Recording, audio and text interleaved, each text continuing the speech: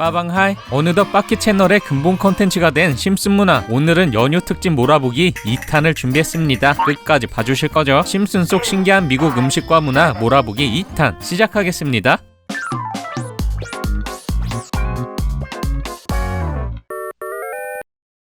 지난 영상에서 살펴본 미국 음식들, 땅콩버터, 폭찹, 피자, 베이컨, 생각만 해도 김치가 땡기는 극강의 느끼함. 하지만 진짜 혈관 막히는 맛은 바로 이겁니다. 맥앤치즈. 진성 치즈 덕후가 아닌 이상 딱 한 입이면 숟가락을 놓게 된다는 마성의 음식이죠. 마카로니에 치즈를 녹여 만든 요리로 쫄깃한 마카로니와 짭조름하고 꾸덕한 치즈가 만나 입안을 꽉 채웁니다. 애슐리에서 한 번쯤 본 이 음식, 우리나라에서는 인지도가 영 낮지만요, 미국에서는 생각보다 인기가 많습니다. 우리의 라면과 같은 포지션인데요. 간편히 먹을 수 있는 인스턴트의 대표격이고요. 학교급식, 미국 가정식 등 맥앤치즈가 안 나오는 곳을 찾기가 힘들다고 하죠. 뭐 맛있으니까 이해는 되는데요, 미국에서 유독 인기가 많은 이유가 있습니다. 때는 18세기 미국의 제3대 대통령 토마스 제퍼슨이 프랑스를 방문할 때 프랑스의 파스타 요리와 사랑에 빠집니다. 이 놀랍고도 맛있는 음식을 모두에게 알려주겠다며 백악관으로 파스타의 조리법을 가져왔죠. 이후 1802년 국빈 만찬에서 수입 파스타와 파마산 치즈를 곁들인 마카로니 파이를 손님들에게 대접하면서 전 국민에게 마카로니 앤 치즈의 레시피가 퍼진 겁니다. 이후 1923년 기업가 제임스 L 크래프트는 주식회사 크래프트 푸드를 설립. 대공황 시기인 1937년에 한 상자에 4인분 분량의 맥앤치즈가 담긴 크래프트 디너를 선보이는데요. 그 해에만 무려 800만 상자 판매. 2차 세계대전 동안 5천만 상자가 팔리며 대박 흥행을 이어갔죠. 그렇게 마카로니에 치즈 조각을 곁들인 이 요리의 레시피는 전쟁 후 남은 치즈로 마개조되는데요. 넘쳐나는 치즈에 마카로니를 버무리는 형태로 변형된 거죠. 이는 치즈 처돌이 미국인들의 취향을 저격. 지금은 빼놓을 수 없는 소울푸드가 됐습니다. 맥앤치즈 버거, 맥앤치즈 피자, 맥앤치즈 과자 등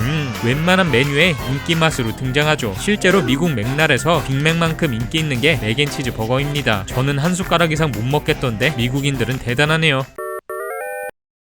호머가 맥주 덕후라면 바트는 콜라 덕후이죠. 심슨 속 잼민이들이 매일같이 마시는 버즈 콜라. 이게 코카콜라 패러디인 건 다들 아시죠? 전 세계에서 가장 많이 팔리는 음료인 코카콜라. 세계적 인기는 말해 뭐해. 미국에서도 국민 음료나 마찬가지입니다. 하지만 코카콜라의 코카, 마약, 코카인에서 땄다는 거 아셨나요? 방금 금주법으로 미국의 주류 시장이 큰 타격을 받았다고 했죠. 코카콜라에겐 엄청난 기회의 순간이었습니다. 코카콜라의 시작, 원래는 술이었거든요. 코카콜라의 개발자 존 펜버튼. 약사였던 펜버튼은 남아메리카 원주민들이 약재로 사용한 코카나무 잎을 눈여겨봤습니다. 네, 코카인의 그 코카잎이요. 이걸 먹으면 기분이 좋아진다는 걸 발견. 와인의 코카잎 추출물 콜라나무 열매를 넣은 프렌치 와인 코카를 개발하죠. 하지만 얼마 안가 금주법이 시행되고 알코올을 넣을 수 없게 됩니다. 그래서 와인 대신 소다수를 넣고 코카콜라로 변형했죠. 지금으로 치면 바카스 마냥 소화도 잘 되고 기분도 좋아진다고 광고했지만요, 하루에 10잔도 안 팔리는 실패작이었습니다. 이걸 눈여겨본 아서 캔들러, 코카콜라의 판권을 헐값에 사들이고 코카콜라 컴퍼니를 설립합니다. 1903년까지는 실제로 한 잔당 코카인이 9ml 정도 들어있었는데요. 마시면 기분이 좋아지네, 술도 못 마시겠다, 술 대체로 콜라를 하루 종일 마신 거죠. 마약을 뜻하는 속어인 돕은 코카콜라를 지칭한 데서 시작했고요. 코카콜라 배송 트럭을 돕 웨건이라고 불렀는데요. 말 그대로 마약 음료로 전국적 유명세를 탄 겁니다. 1904년 이후에는 이미 코카인 함유량은 점점 줄어들어 거의 없다시피 해졌고요. 1930년대 금주법이 폐지되면서 누가 코카콜라를 마셔 했습니다만 대공황 시기 물보다 저렴한 가격에 인기가 더 공고해졌죠. 마케팅은 또 얼마나 잘했게요. 산타클로스 마케팅, 북극곰 마케팅, 제로코크 마케팅 등 엄청난 마케팅으로 현재까지 인기를 끌고 있습니다. 지금도 미국인 1년 1인당 콜라 소비량이 400병에 육박하는데요. 물보다 많이 마신다고 해도 과언이 아니죠. 콜라 사이즈도 우리나라는 커봐야 1.5리터잖아요. 여기는 10리터짜리도 있습니다. 물론 이것도 그냥 마시지만은 않습니다. 바닐라 콜라라든가 크림 콜라라든가 많은 조합이 있지만요, 가장 놀라운 조합은 땅콩 콜라. 콜라에 땅콩을 집어넣고 마시는 건데요, 미국 남부에서 노동자들이 배 채울 겸 먹던 조합인데 은근 단짠단짠해 맛이 괜찮다고. 그래도 먹어보고 싶진 않네요. 요즘 우리나라에서도 난리인 마약 사태. 몇 년 전까지만 해도 다른 나라 이야기 같았지만요, 요즘은 하루가 다르게 관련 사건 사고가 터지고 있습니다. 이건 비단 우리나라만의 문제는 아닙니다. 미국은 더 심각하다는 것. 심슨에도 틈만 나면 약을 하는 듯한 묘사가 나오죠. 이건 너무나도 유명한 밈. 이렇게 개그 소재로 써먹는 건 기본이고요, 호머가 취하는 장면도 틈만 나면 나오고 도넛을 약처럼 주입하는 것도 개그 소재로 나올 정도로 일반적이죠. 마지가 약에 취하는 장면, 심지어 미성년자인 바트가 취하는 장면도 나옵니다. 겁니다. 여기서 궁금증, 정말 미국에서는 약이 이렇게 일상적일까? 어느 정도 예스. 미국도 워낙 땅덩어리가 넓고 민족도 다양하다 보니 딱 잘라 말할 수 없지만요, 우리나라에 비해 훨씬 접하기 쉬운 환경인 건 맞습니다. 지난 영상에서도 소개했던 파티 문화, 파티와 약은 떼놓을 수 없는 관계인데요, 파티에서 이렇게 컵을 들고 다니는 이유, 잠깐 놓고 간 사이에 약을 넣을 수도 있기 때문입니다. 대만은 사실상 약으로 취급받지도 못하는 게 현실. 현재는 미국 전체 50개 주 중 무려 21개 주가 기호용 대마를 합법화했죠. 뉴욕만 가봐도 길거리에 대마 냄새가 풀풀 풍기고요, 길 가다가 이런 대마 전문점도 쉽게 찾을 수 있습니다. 이건 빙산의 일각일 뿐, 비합법적인 판매점은 합법 판매점의 수십 배에 이릅니다. 우리나라로 치면 올리브영인 드럭스토어에서 대마 캔디 판매하는 건 쉽게 볼 수 있고요, 불법적으로 제조한 마약 젤리들 일반 젤리와 구분가지 않을 정도라 관련 사건 사고도 많습니다. 그럼 대체 왜 합법화했느냐? 손 쓸 수 없을 정도로 퍼졌기 때문입니다. 이미 퍼질 대로 퍼졌으니 양지로 끌고 와 관리하면서 세금이라도 거두려는 목적이었죠. 대마 정도면 중독성이 없다는 소문이 있는데요, 사실 그렇지 않습니다. 이게 약 중독의 시작이기 때문. 게다가 불법 판매점에서 파는 것은 함량이 높아 웬만한 마약 뺨치는 유해함과 중독성을 보여주죠. 이렇게 자의로 약을 찾는 경우도 많습니다만 어쩔 수 없이 중독되는 경우도 정말 많습니다. 병원비가 너무 비싼 미국, 웬만큼 아픈 건 약국에서 진통제 받고 견디는 게 일반적인데요, 문제는 이 진통제에 강력한 마약 성분이 들었다는 것. 별것 아닌 증상에도 이런 마약성 진통제들을 처방하니 자신도 모른 채 중독이 되는 겁니다. 게다가 중독성이 강하고 금단 증상이 심해 계속 사 먹다가 저렴한 불법 마약을 구매해 중독되는 거죠. 바트가 약인 줄 알고 먹었다가 중독된 이 편, 그냥 개그로만 보기에는 씁쓸한 미국의 현실을 보여주고 있습니다. 이런저런 이유로 마약의 무방비 상태가 되어버린 미국. 경찰이 단속하기에는 너무 많아 지역마다 이런 마약거리가 있다고 하네요. 우리나라도 초장에 단속을 해서 이런 일이 생기지 않기를 진심으로 바랍니다.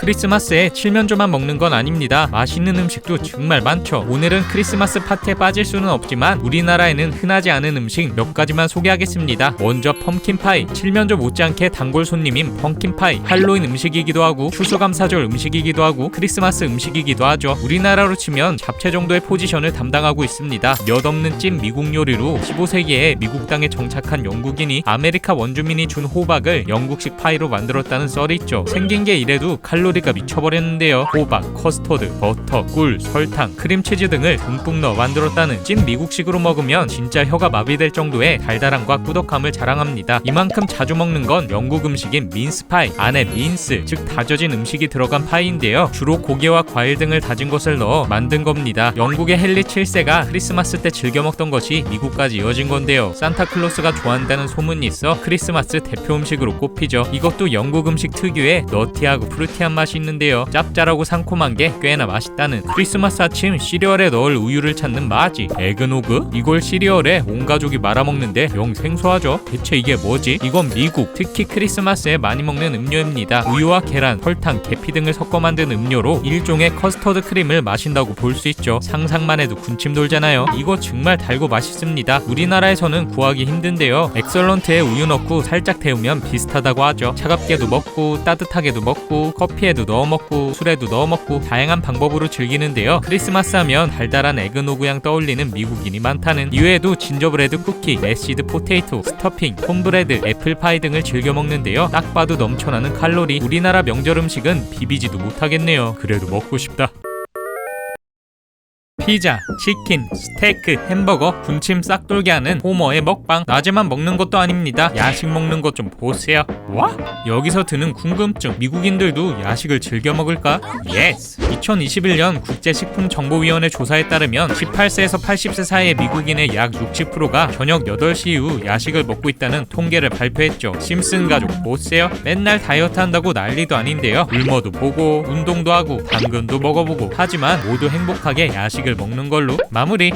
야식의 느낌이 우리와는 많이 다릅니다. 야식은 영어로 직역하면 밤 간식 정도? 우리나라처럼 밤에 치킨, 족발, 피자, 닭발 등 더한 걸 먹는 게 문화화되어 있진 않죠. 대표 야식만 해도 그렇습니다. 하나, 팝콘. 미국인들이 가장 사랑하는 야식 중 하나인데요, 전자레인지에만 돌리면 끝나는 데다가 치즈, 캐러멜, 마늘, 초콜릿, 할라피뇨 등 갖가지 맛을 즐길 수 있어 인기가 많죠. 특히 클래식 버터와 소금의 조합을 선호한다고 합니다. 둘, 쿠키. 쿠키의 인기야 말해 뭐해. 낮에 먹는 쿠키보다 밤에 먹는 쿠키가 더 맛있다는 속설도 있는데요, 여기에 따뜻한 우유를 찍어 먹는 게 국룰 조합이죠. 이외에도 아이스크림, 팬케이크 얘네들이 미국 야식계를 꽉 잡고 있습니다. 와, 떡볶이, 치킨, 피자도 아니고 팝콘에 쿠키라니 이게 무슨 야식? 물론 이렇게 될 수밖에 없었던 이유가 있습니다. 이 넓은 땅덩어리 좀 보세요. 배달 음식이라고 해봤자 피자, 중국 음식, 브리또 정도이고요. 대부분의 음식점은 9시 이후에는 문을 닫아서 사 먹으러 가기도 힘들죠. 배달이 돼도 문제입니다. 미친 배달료가 있거든요. 버거 하나를 주문해도 배달비, 서비스 요금, 세금, 배달기사 팁이 따로 추가되고요. 만약 소량의 주문건을 접수하면 소액 주문료 항목도 추가, 배보다 배꼽이 더 크다는. 그래도 최근에 들어서는 각종 배달 플랫폼이 생겨 조금 나아졌다고는 하지만 우리나라처럼 야식을 편하게 시켜 먹을 수 있는 건 기대하기 어렵죠. 개인차, 지역차가 있겠지만 이러니 간편한 스낵류밖에 먹을 수 없는 겁니다. 참 이런 점은 불편하겠네요.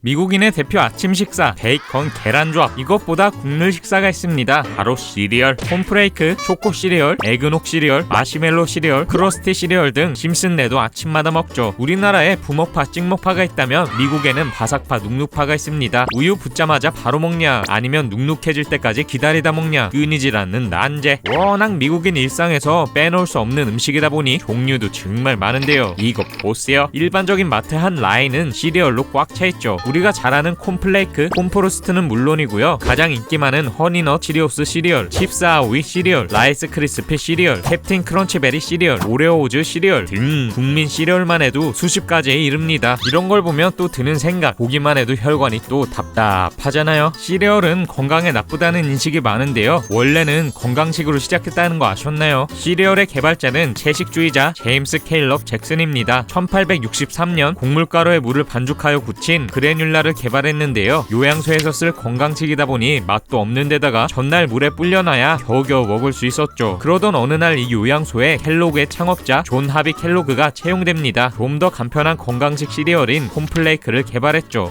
이거 맛이 괜찮은데? 소소한 인기를 끌었습니다. 그리고 이 요양소에 포스트의 창업자 찰스 포스트가 우울증으로 입원하는데요. 콘플레이크의 맛을 보고 반해서 퇴원하자 포스트사를 창업, 그레이프 너츠라는 세계 최초의 상용화 시리얼을 판매했죠. 이걸 보고 켈로그 형제 역시 나와서 켈로그를 창업, 콘프레이크를 시장에 출시합니다. 이때부터 켈로그와 포스트의 경쟁이 시작됐다는. 건강에 관심이 많았던 1900년대 초반, 이 시리얼들은 큰 인기를 끄는데요. 아이들이 먹기에는 너무 맛이 없긴 했죠. 그래서 콘플레이크에 설탕을 묻힌 프로스티드 플레이크, 콘프로스트를 출시. 전 연령이 맛있게 먹을 수 있게 되면서 전국적인 인기를 끕니다. 이후 건강이고 뭐고 초코 시리얼, 마시멜로 시리얼 등 당분 듬뿍 첨가된 마개조 시리얼들이 쏟아져 나오면서 건강식 이미지가 사라진 거죠. 켈로그, 포스트, 어렸을 때부터 들어온 브랜드인데 히스토리도 참 흥미롭네요.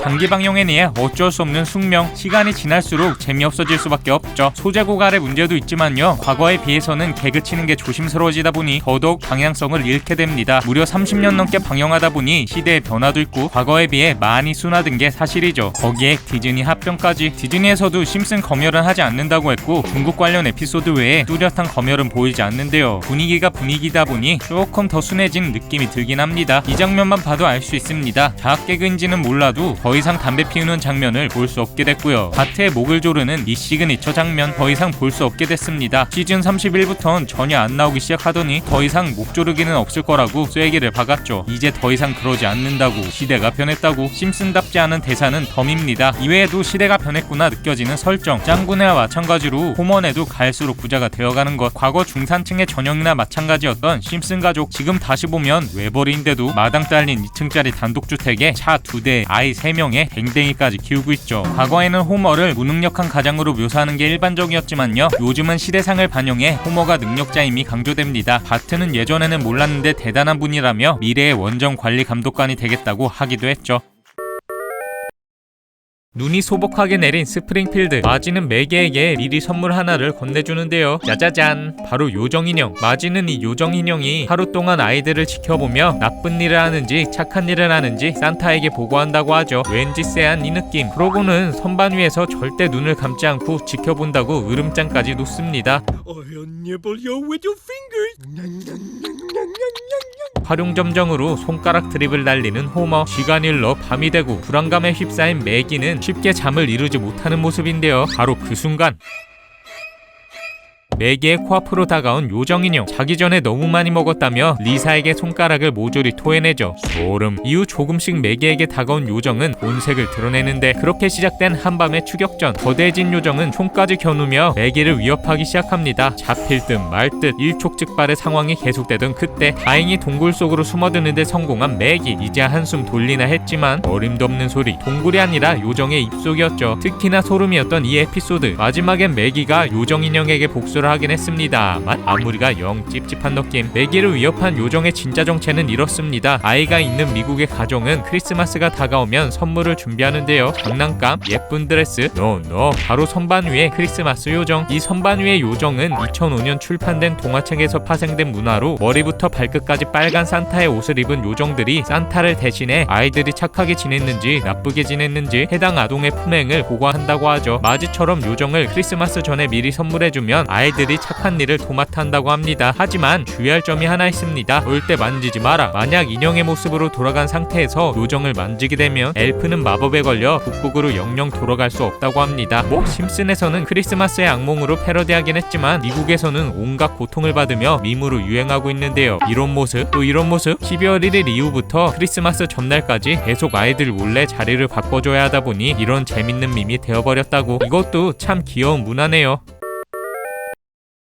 모든 먹방이 야무진 호머. 커피 먹방도 빼놓을 수 없죠. 이렇게 마시고 이렇게도 마시고 아예 들이붓는가 하면 술까지 타 먹습니다. 호머만 먹냐고요? 아니죠. 할아버지, 마지, 리사, 바트의 마시멜로 커피까지. 이처럼 우리나라 못지않은 커피 초돌이 미국인들. 미국의 커피 사랑 어마어마합니다. 미드 보면 아침에 커피 익숙하잖아요. 통계에 따르면 미국인의 60% 이상이 매일 커피를 마시고요. 많은 회사에 커피 타임이 존재하죠. 미국은 하루 평균 4억 잔 이상의 커피를 소비한다고 합니다. 하지만 여기에도 재밌는 사실이 숨어 있습니다. 미국인들이 원래 커피를 잘 마시지 않았다는 사실 아셨나요? 때는 17세기 미국이 영국 식민지일 당시 영국의 차문화 그 중에서도 홍차에 밀려 커피는 힘을 쓰지 못했습니다. 그러던 1773년 제 채널에서도 여러 번 다뤘던 보스턴 차 사건이 발생하죠. 아주 전 세계를 지배할 듯이 식민지를 늘려가던 영국. 전쟁을 너무 많이 해서 국고가 바닥이 난 건데요. 미국인들이 차를 많이 마신다는 것을 이용해 싼 값으로 들여오던 차를 독점한 뒤 과도한 관세를 물었습니다. 선을 넘어도 세게 넘어버린 영국. 자유가 아니면 죽음을 달라. 북아메리카 원주민들은 보스턴항에 정박해있던 홍차 342박스를 모두 바다에 던져버리고 전설의 미국 독립전쟁이 발발한 겁니다. 미국이란 나라가 탄생한 계기나 마찬가지이죠. 그러다 보니 영국의 상징이나 다름없었던 홍차는 불매운동으로 죽을 쓰고요. 커피가 그 자리를 꿰찬 겁니다. 이때부터 커피는 미국 개척 정신의 상징, 미국스러움 그 자체가 되었다는. 이후 던킨, 맥도날드 등의 저렴한 체인점, 스타벅스, 블루보틀 등의 커피 전문점이 우후죽순 생겨나면서 커피 없이는 못 사는 민족이 됐습니다. 여기서 놀라운 사실 하나 더. 미국인들은 아메리카노를 잘 마시지 않는다는 거 아셨나요? 아니, 아메리카노를 아예 모르는 사람도 태반이라는. 실제 통계를 봐도 아메리카노는커녕 에스프레소 자체를 잘 마시지 않습니다. 대다수는 대치브루 형태의 드립커피를 마시고요. 그 다음으로 많이 마시는 게 우유를 섞은 라떼류이죠. 많이 마시지도 않는데 미국식 커피라고 불리다 보니 그렇게 부르지 말라고 정치적 시비도 틈만 나면 납니다. 2차 세계대전 당시 이탈리아인이 미국인을 무시하는 멸칭의 의미로 유래했다는 썰이 유력하기 때문이죠. 사실 아메리카노는 미국만 안 마시는 것도 아니고요. 우리나라 제외하면 마시는 나라가 거의 없긴 합니다. 미국인들은 다 아메리카노만 마시는 줄 알았는데 신기하네요.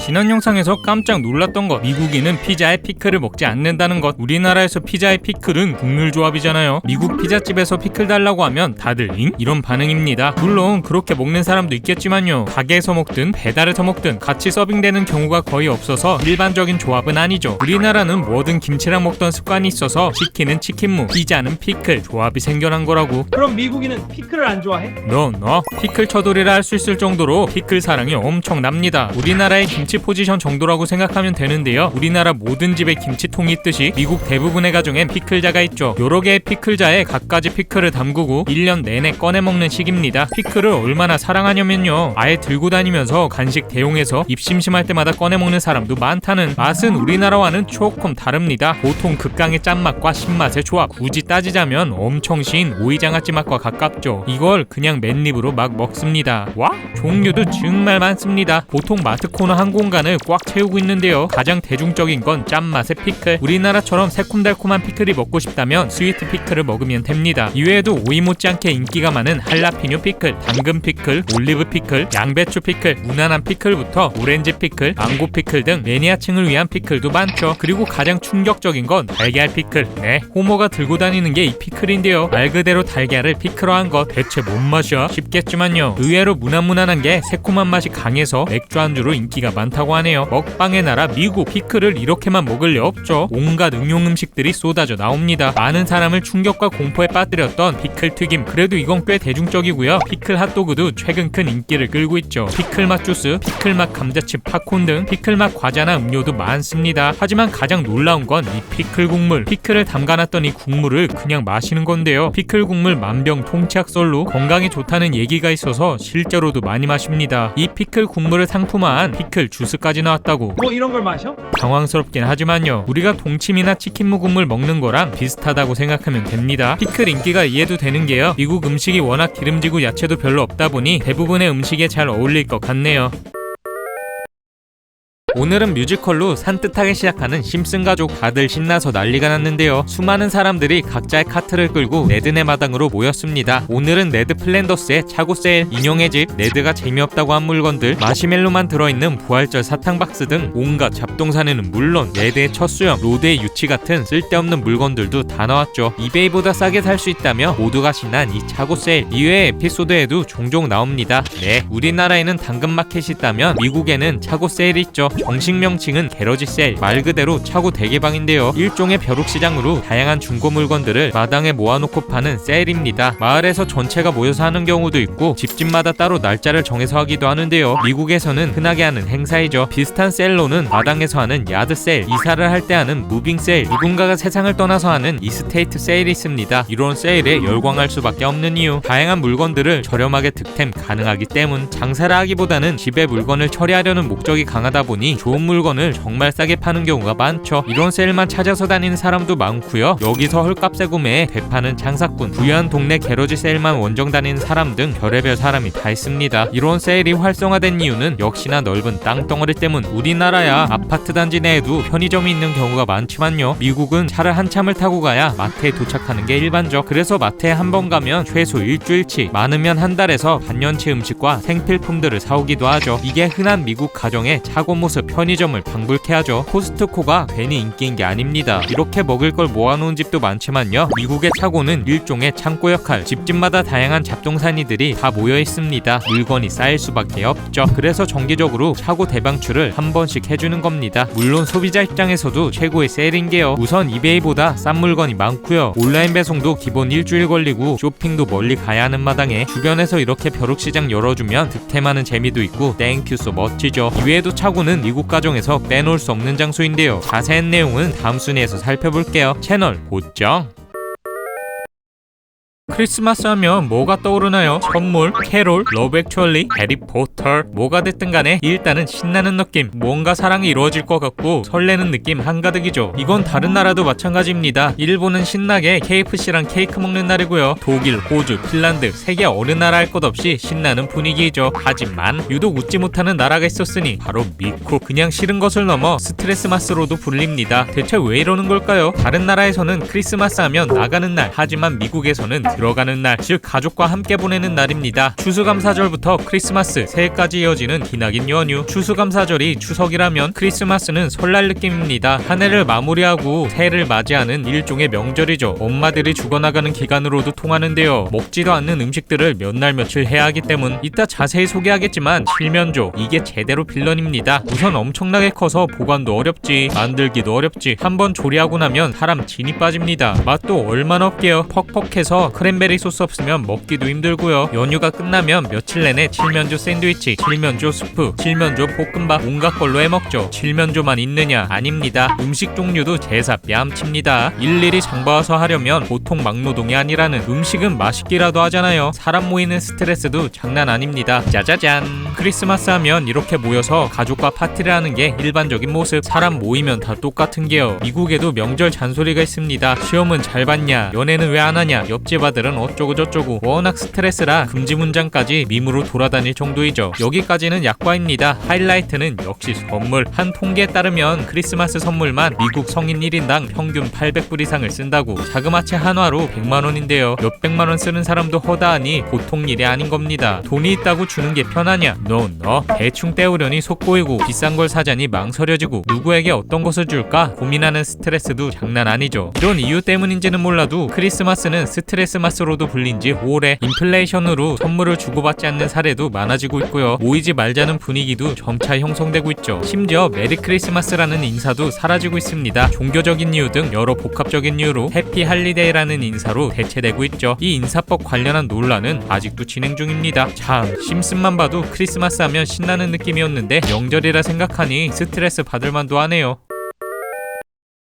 먹는 거라면 뭐든지 다 잘 먹는 호머. 그래도 가장 좋아하는 건 역시 맥주 아니겠습니까? 평소에도 정상은 아니지만요, 항상 술에 절어있죠. 집에서도 마시고 바에서도 마시고 파티에서도 마시고 항상 술에 절어있다 보니 제대로 걸어다니는 꼴을 못 봤죠. 물론 호머만 먹는 건 아닙니다. 틈만 나면 파티에서 술판이 벌어지고요. 다들 술 마시는 게 생활화되어 있다는 이쯤 돼서 드는 생각. 미국인들은 항상 술에 절어있나? 반은 맞고 반은 틀리다고 할 수 있습니다. 심슨 같은 애니는 물론이고 영화나 미드에서 매일같이 벌어지는 술판. 미국 사람들은 술에 엄청 관대할 거라고 생각할 수 있는데요, 생각보다는 정말 보수적입니다. 지역에 따라서는 우리나라보다 더 보수적인 곳도 있을 정도이죠. 우선 술 구매 가능 연령이 만 21세 이상인데요, 대학교 3학년이나 되어야 합법적으로 마실 수 있는 겁니다. 마트에서 구매 불가능한 건 당연하고요, 술집도 들어갈 수 없죠. 이뿐만 아닙니다. 성인이라도 야외에서 술 마시는 건 연령 불문하고 불가능하고요, 야외에서 술병 브랜드를 노출하고 들고 다녀도 안 됩니다. 미드 보면 술병을 봉투에 숨기고 걸어다니는 장면이 종종 나오는데요, 이게 다 이유 때문. 술집에서 마시는 것도 쉽지만은 않습니다. 우리나라는 술집에서 꽐라가 돼도 주문만 하면 다 주잖아요. 미국에서는 술집에서 꽐라가 되면 가게 주인도 같이 잡혀갑니다. 그래서 적당히 취해 보이면 바텐더가 더 이상 술을 주지 않고요, 마음에 들지 않는 손님은 그냥 쫓아버리는 일도 많죠. 이렇게 규제가 많아서 그럴까요? 미국은 줄곧 OECD 국가 1인당 술 소비량 평균이나 평균 이하를 차지한다는 우리나라보다 낮은 조사도 많이 나옵니다. 대체 왜 이런 걸까요?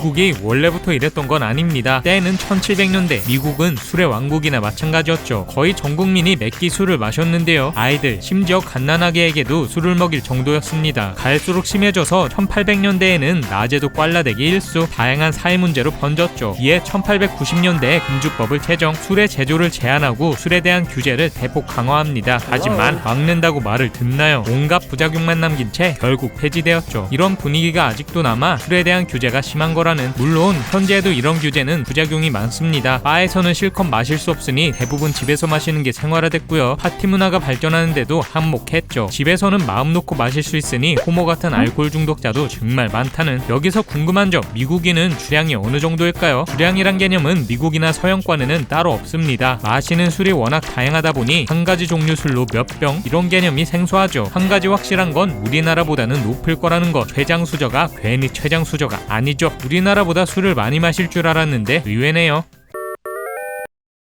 중국 음식을 포장해왔다는 마지. 먼저 바트는 중국식 치킨, 리사는 두부 요리, 호머는 양 MSG. 여기에 약간 소금을 쳐서 먹으면 더 맛있다고 하네요. 미국식 중화 요리, 확실히 미국식으로 마개조되어 독특합니다. 먼저 아몬드 치킨, 으깬 아몬드 반죽으로 튀긴 치킨 요리를 양파와 함께 먹는 요리인데요, 일반 반죽보다 좀 더 고소하고 크리스피한 게 맛있다고 하죠. 둘, 오렌지 치킨. 미국 대표 중식 프랜차이즈 판다 익스프레스의 간판 메뉴인데요, 탕수육과 닭강정을 합친 느낌인데 상콤하면서 달달한 게 밥도둑이죠. 셋, 크렘랑군. 우리에겐 생소하지만 미국에서는 대표 중화 요리입니다. 게맛살을 다져서 크림치즈를 넣고 만두피나 라비올라피에다 감싸서 튀긴 건데요, 크랩퍼프 또는 치즈 원탕이라고도 불리죠. 넷, 포춘 쿠키. 미국 유럽 등지의 중국 음식점에서 후식으로 나눠주는 과자인데요, 과자 속에 점괘가 적혀있는 쪽지가 들어있죠. 맛은 일반 전병 같은 느낌인데요, 시즌 13에서는 점괘에 불만을 가진 호머가 직접 만든 점괘가 인기를 끌었습니다. 마지막으로 대망의 차오면. 우리나라에서의 짜장 장면 정도의 포지션인데요. 맛은 짭짤 달달구리한 게 야끼소바와 비슷하죠. 심슨에도 심심하면 등장하는 중국 음식, 실제로 우리나라만큼이나 중국 음식 인기가 엄청납니다. 미국 내 중화요리점은 스타벅스, 맥도날드를 합친 것보다 많다고 하고요. 미국 국민의 30%가 한 달에 한 번 이상 중국 음식을 먹는다고 하죠. 1900년대 초반만 해도 좋은 취급을 받지 못했던 중식. 하지만 세계 2차 대전 이후 건설붐으로 바쁜 노동자들이 늘어나면서 저렴한 테이크아웃 음식붐이 일어납니다. 센 불에 재빨리 볶아내는 조리법과 튀겨내는 조리법이 많은 중국 요리는 패스트푸드에 적합했죠. 저렴한데 양 많고 빠르기까지 하네. 이때를 기점으로 패스트푸드화되어 미국 내에서 제대로 자리 잡은 겁니다. 길거리에서 이 박스가 심심하면 발견됐다는, 참 이런 것 보면 중국 음식이 대단하긴 하네요. 이처럼 넓은 땅덩어리의 미국, 자동차는 신발과 마찬가지. 기본적으로 모든 집에는 차고가 딸려 있습니다. 차 한 대 정도 들어갈 수 있는 집도 있지만 보통 한 집에 차량 최소 2대라 기본적으로 2대 들어갈 공간, 큰 집은 3대 이상 들어갈 수도 있죠. 하지만 보통 차만 넣으려고 있는 공간은 아닙니다. 집의 작은 정비소 역할을 담당하죠. 땅덩어리 넓은 게 1콤보, 인건비가 높은 게 2콤보. 간단한 케이블선 고치는데도 $100는 기본. 뭐 하나 하려고 해도 돈이 장난 아닙니다. 그래서 웬만한 건 직접 하는 DIY 문화가 발달했죠. 우선 카센터를 방불케 할 정도로 공구가 많습니다. 엔진오일 교체 같은 간단한 정비는 기본, 배터리 교체, 헤드라이트 교체, 심지어 차를 들어서 아랫부분을 고치는 고난도 정비를 하는 집도 많죠. 차량만 정비하는 것도 아닙니다. 단독주택이 모두의 로망이긴 하지만 잡초는 안 깎으면 금방 허리만큼 올라오니 일주일에 한 번씩 예초도 해줘야 하지. 벌집이나 거미줄 제거, 개미약, 해충약, 농약 뿌리기, 지붕도 보수, 쥐던 녹기 등 관리할 게 정말 많은데요. 관련된 장비나 공구들이 다 차고에 있는 거죠. 짜자잔. 이렇게 집에 작은 정비소 역할을 하기도 하지만 차고는 많은 미국인들의 로망, 집과 분리된 아지트 같은 공간입니다. 이거 보세요. 파티룸, 헬스장, 음악 연습실까지. 와? 영국의 그 유명한 게러지락의 게러지가 차고에서 유래했다는 사실. 때로는 좋은 사무실 역할도 합니다. 애플, 구글, 디즈니, 휴레패커드, 아마존 등 미국의 성공 신화는 대부분 차고에서 시작됐죠. 집과 분리된 별도의 공간이기도 하고 임대료도 없으니 여기서 많은 스타트업이 시작을 한 겁니다. 차고 벤처, 차고 비즈니스라는 말이 있을 정도이죠. 이런 문화는 너무 부럽네요.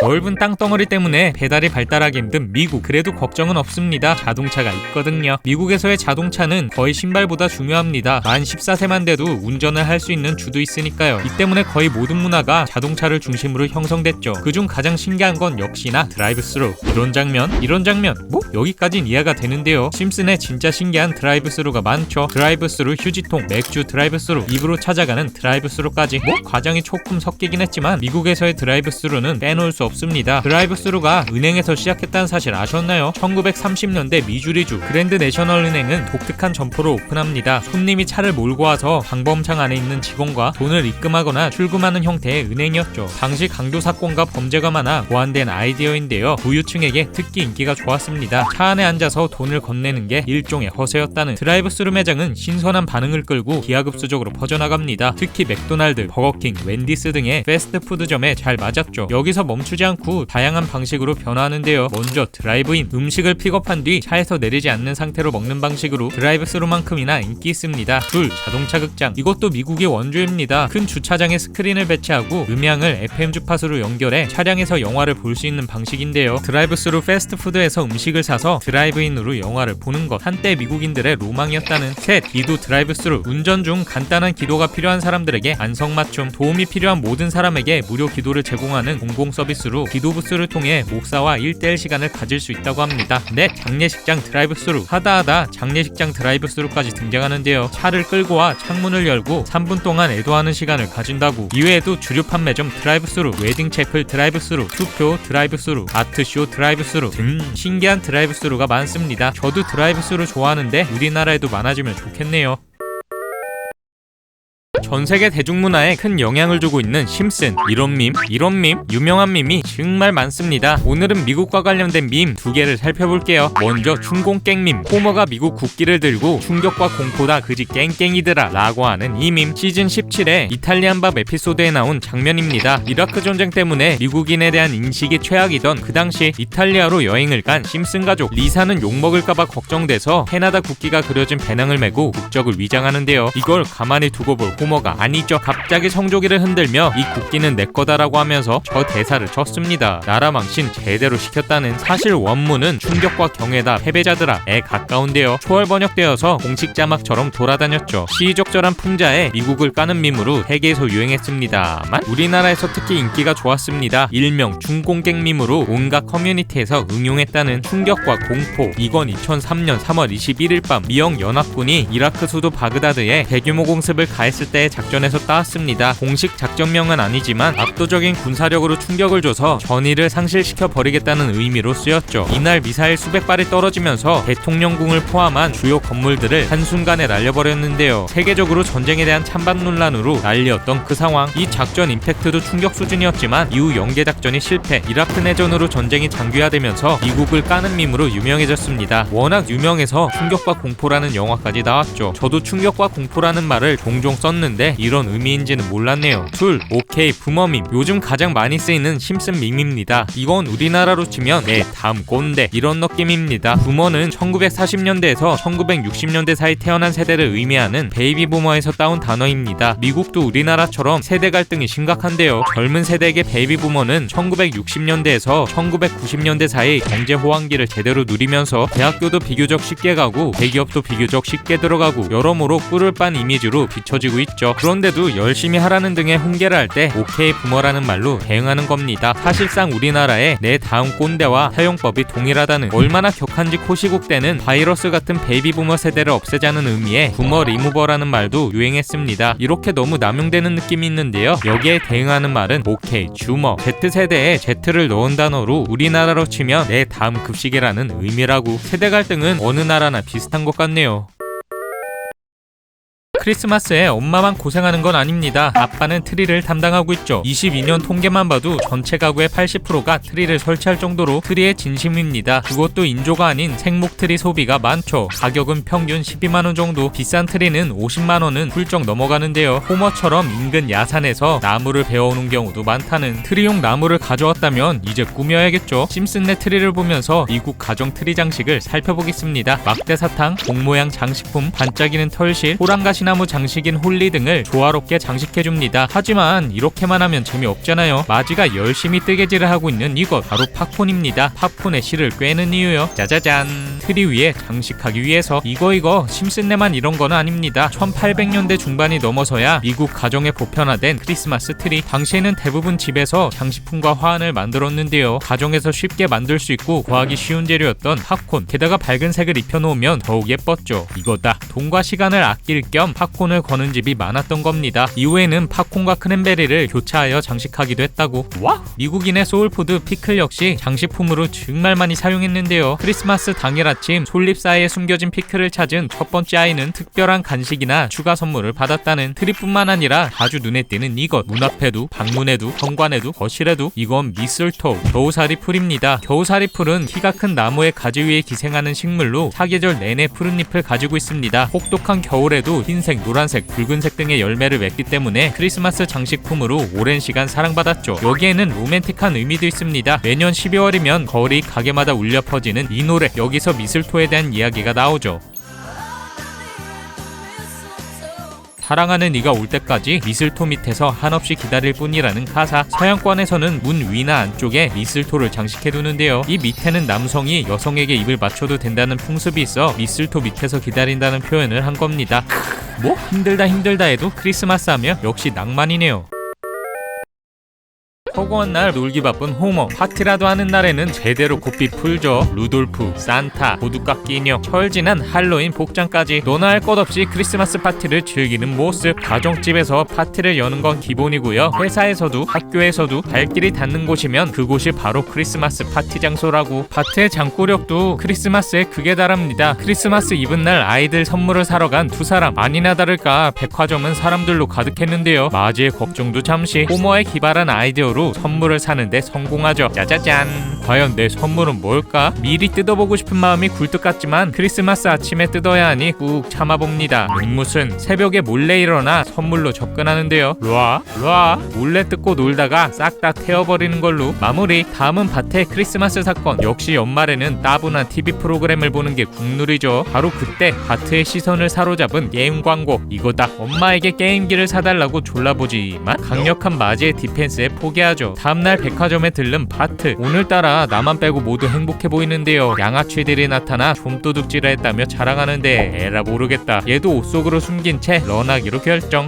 무슨 경비 아저씨에게 딱 걸려버렸다는. 이후 바트의 도둑질은 가족에게까지 밝혀지는 걸로 마무리. 바트의 도둑질을 주제로 한 이 에피소드. 알고 보면 현실 고증 제대로입니다. 매년 크리스마스면 미국 전역에 비상이 걸리는 이유 바로 절도 사건 때문인데요. 범죄 통계에 따르면 소매절도와 기태 범죄가 크리스마스 전후에 가장 많이 일어나고 있고요. 재작년만 해도 8만 3천 건의 강도 사건이 발생. 크리스마스 연휴 기간 동안 전체 범죄의 8%가 발생한다고. 이런 절도 사건 외에도 엽기적인 절도 행각들이 정말 많은데요. 산타처럼 굴뚝으로 숨어 들어갔다가 6시간 동안 갇혀버린 사건. 하다하다가 2인 1조로 심장마비 상황극을 벌여 장난감 마트를 터는 사건까지 별의별 일이 다 있죠. 그래도 나름 건전한 관계의 행사들도 많습니다. 먼저 서핑 산타대회. 미국의 플로리다주와 캘리포니아주에는 매년 독특한 행사가 진행되는데요. 빨간색 산타 복장을 한 서퍼들이 해변을 찾아와 함께 웃고 떠들며 서핑을 즐기는 행사. 보기에는 이래도 자선 모금 행사를 위해 시작된 것으로 지역 자선단체와 어린이 병원 등에 기부한다고 합니다. 미국에 위치한 뉴리에서는 연말만 되면 기가 막히는 광경을 목격할 수 있다는데 바로 300명의 스키 타는 산타들. 썬데일 리버 스키 리조트의 연례 행사인 산타 썬데이는 산타클로스 복장을 한 많은 스키어들이 슬로프를 질주하죠. 사진만 봐도 스케일 미쳤네요.